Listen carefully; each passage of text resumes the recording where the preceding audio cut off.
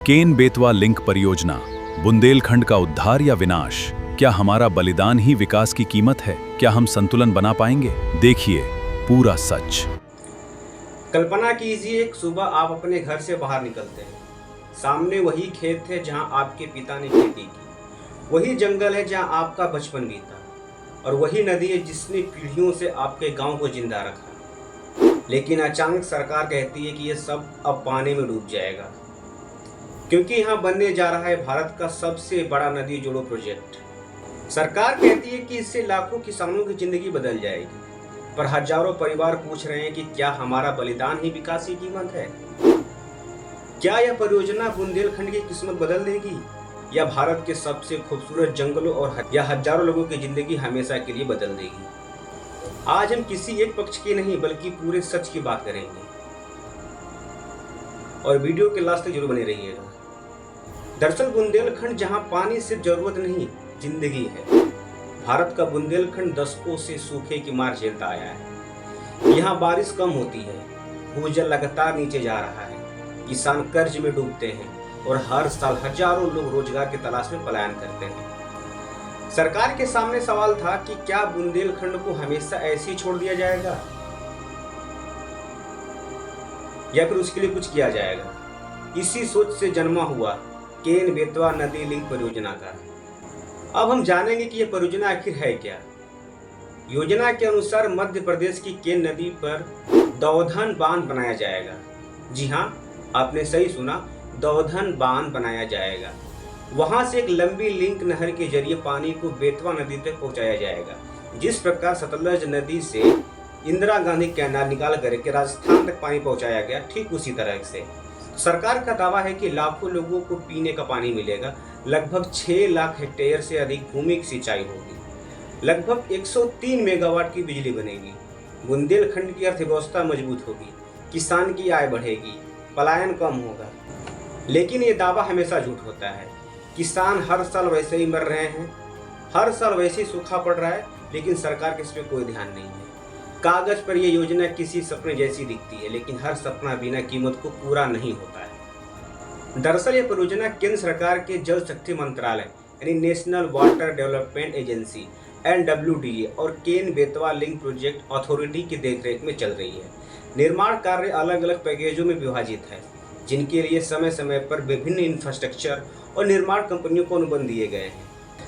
यानी ये कहना सही नहीं होगा कि पूरी परियोजना किसी एक निजी कंपनी के हाथ में है। तो अब बात करेंगे हम कि आखिर विवाद शुरू कहां से हुआ। जैसे ही निर्माण की प्रक्रिया आगे बढ़ी, गांव में विरोध शुरू हो गया। कई ग्रामीणों ने कहा कि हम विकास के खिलाफ नहीं है, लेकिन हमारे घर, हमारी जमीन और हमारी पहचान का क्या होगा।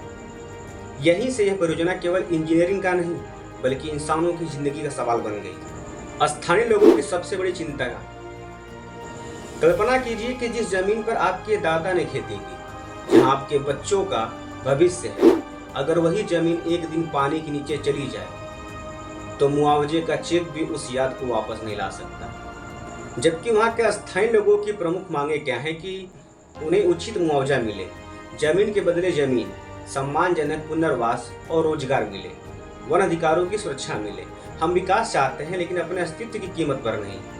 यहाँ हम सदियों से रहते आए, हमारे बाप दादा यहाँ रहते आए हैं, इसको हम इतनी आसानी से नहीं जाने देंगे। यही हमारा घर है, यही हमारा परिवार है, वन में ही हमेशा रहे हैं और यही रहना चाहते हैं। सबसे बड़ा पर्यावरणीय विवाद जो यहाँ पर आता है, इस परियोजना का सबसे चर्चित मुद्दा आपको बता दें कि पन्ना टाइगर रिजर्व, जो कि आप सब जानते होंगे कि मध्य प्रदेश में पड़ता है, जहाँ पे टाइगर ऐसे घूमते रहते हैं।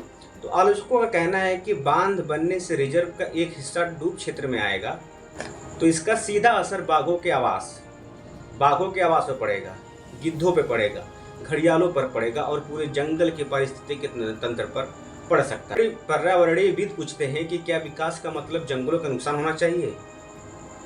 वही सरकार कहती है कि वन्यजीव संरक्षण और प्रतिपूरक वनीकरण जैसी योजना के साथ परियोजना आगे बढ़ रही है। अब आपको बता दें कि आखिर विपक्ष इसका विरोध क्यों कर रहा है।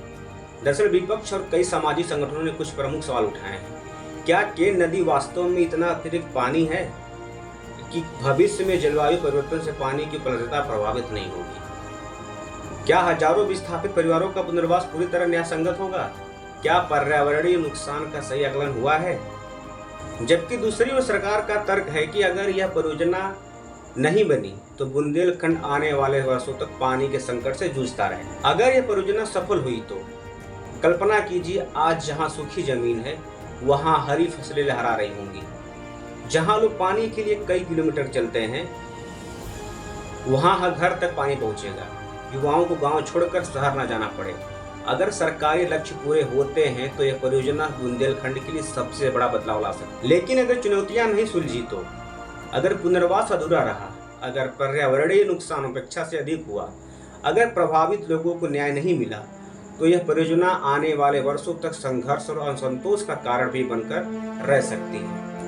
अब जो मैं वीडियो बोलने जा रहा हूँ उसे थोड़ा ध्यान सुनिएगा। इतिहास में सिखाता है कि कोई भी बड़ा विकास केवल सीमेंट, लोहे और बांधों से नहीं बनता, वह लोगों के भरोसे से बनता है। जबकि केन बेतवा परियोजना भारत के सामने एक बहुत बड़ा सवाल रखती है कि क्या हम विकास और प्रकृति के बीच संतुलन बना सकते हैं? अगर बुंदेलखंड के किसानों को पानी मिले लेकिन विस्थापित परिवारों को न्याय भी मिले, अगर जंगलों की भरपाई केवल कागजों पर नहीं जमीन पर भी हो, अगर पर्यावरण और विकास दोनों साथ चले, तभी यह परियोजना आने वाले पीढ़ियों के लिए एक मिसाल बनेगी। लेकिन यदि किसी भी पक्ष की आवाज अनसुनी रह गई तो यह परियोजना हमेशा के लिए एक विवाद के रूप में याद किया जाएगा। इसीलिए असली बहस विकास बनाम पर्यावरण की नहीं, असली बहस है क्या हम ऐसा विकास कर सकते हैं जिसमें किसान भी जीते, जंगल भी बचे और स्थानीय लोगों को सम्मान भी बना। यह सवाल आज केन बेतवा पूछ रही है और इसका जवाब केवल सरकार, विपक्ष या अदालत नहीं बल्कि हम सबको मिलकर देना होगा। अगर आपको यह विश्लेषण तथ्यपूर्ण लगा हो तो वीडियो को शेयर करें और कमेंट में अपनी राय जरूर लिखें।